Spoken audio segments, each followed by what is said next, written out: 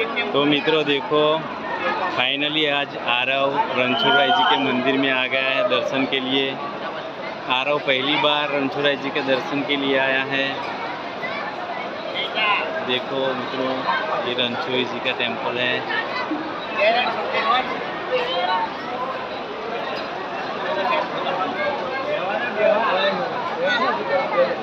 आरव, आरव, जय रणछोड़, जय रणछोड़। हे आरव, आरव, आरव, आरव, आरव,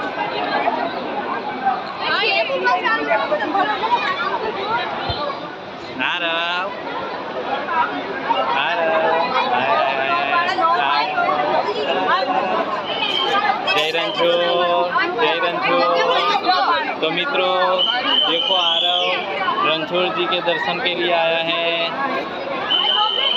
देखो देखो देखो देखो, आरव आरव आरव आरव।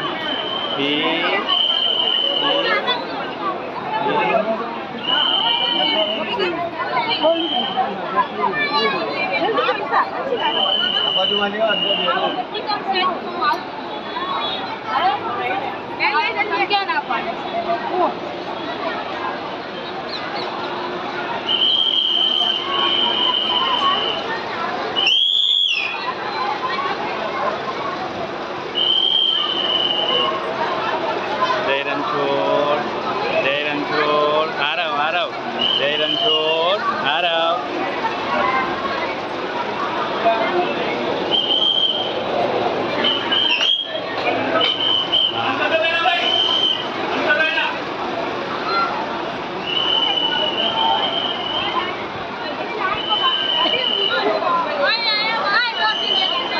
आरव, आरव,